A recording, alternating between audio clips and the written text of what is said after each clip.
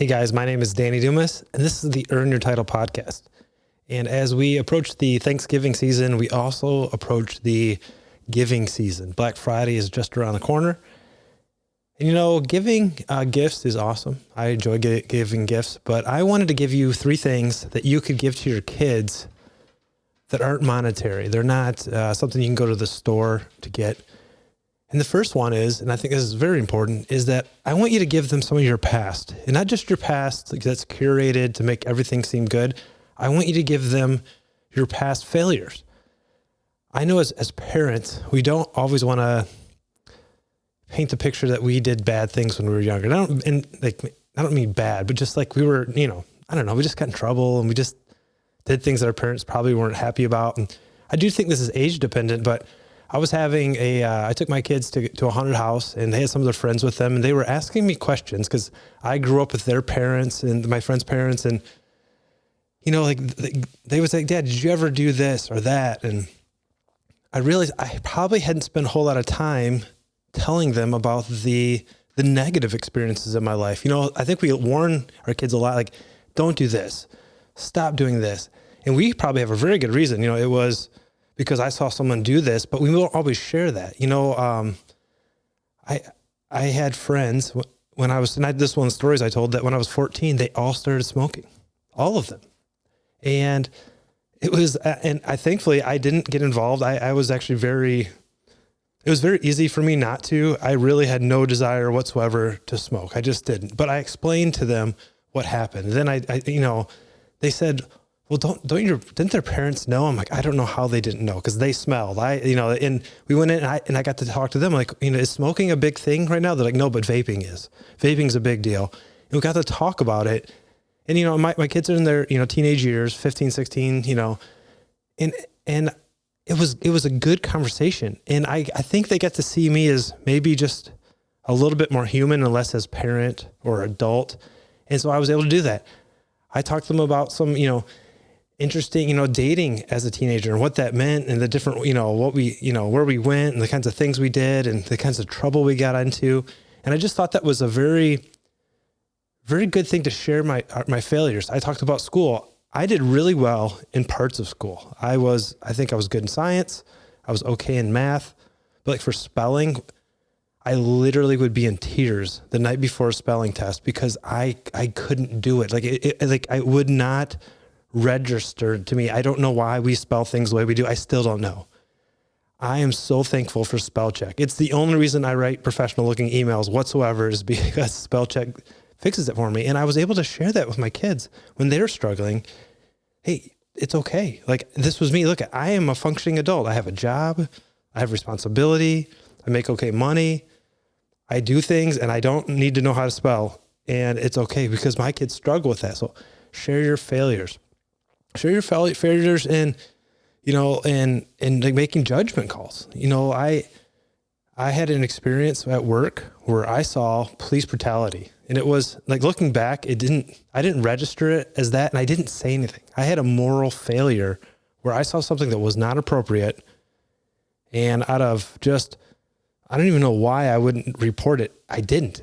And it was bad, and I failed morally. Like, I think giving them access to your failure, and again, age dependent, right? And, I don't think you need to tell them everything you did. I look back at my parents, and I thought my parents probably had a pretty awesome upbringing and nothing bad. And it's like, when I got into my 20s, I found out my mom did drugs. Like, that's crazy, Mom. I know she's listening. I apologize, but she said it out in public. So, it was the 70s, like, and she was going down a pretty rough road. Thankfully, she found Christ, and, she changed directions. But to like be able to open their mind to, okay, my parents are just normal. And like, when I think about now, like, I remember my dad's 40th birthday, and I'm now 44. And I remember what he was like and I'm his age. Like, and it was just, I think it was very helpful. So one of the things you can give your kids, it's not a gift, not a monetary thing, not something you go to the store, is give them your past failures. I think that's important. Another thing that I think is very important is to give them your heritage. Give them the sense of who they are, who their family is. My kids don't really remember my grandparents. It would be their great grandparents. But and I don't know all the stories, but I like to share those stories with them. It's their heritage. I was telling my kids about my grandpa Mac, how he went to, when he went to World War II, he was like 6'3". He weighed like 130 pounds. He had a dad that died of tuberculosis. He had brothers that were in the TB ward. His mom was a day laborer. She just made enough money for the day.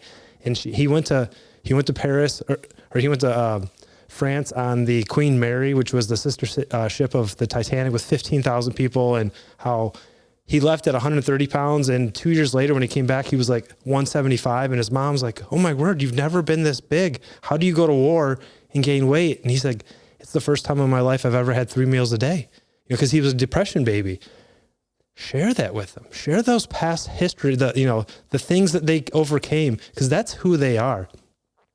Share the things that your family stands for. I had a really cool experience, and I guess this will be a little braggy, but my son, he goes to a Christian school, and there's kids that go to all different kinds of churches, and he got invited to a youth group at another church, and they were doing a scavenger hunt where they had to get in the car and drive and go find, talk to a policeman or get a picture with someone in a red dress, whatever. So there's a lady, and Levi knows some of the kids. They're getting in his car, and he's going to drive them. And it's the mom of one of the girls that's getting in the car. And she said, she doesn't know my son from Adam. She goes, "Are you a good driver?" And somebody else said, "He's a Dumas." And she said, "Oh, okay."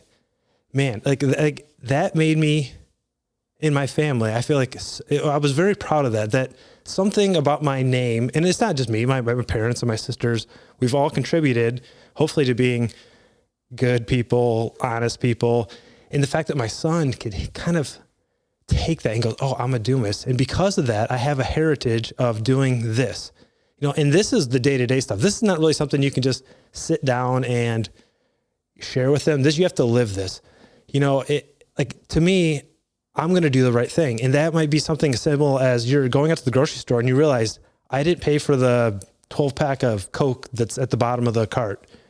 You have two options. Obviously you can get in your car and leave. It was a very honest mistake. You weren't stealing it. Or you could make a point and go, "Levi, Lucia, Matilda, look what we did. We accidentally took this. What do you think we should do? What's the right thing?" And hopefully they'll say, "Hey, we should take it back." And then you get to do that. And you get to have this moment of like, this is who we are. We are honest people. We are people that do the right thing. I share, like, we're competitive. When my family gets together, whether we're playing tic-tac-toe, ping pong, video games, we're going to win. And we want to win, and we want to have fun doing it. We're competitive. I want my kids to know that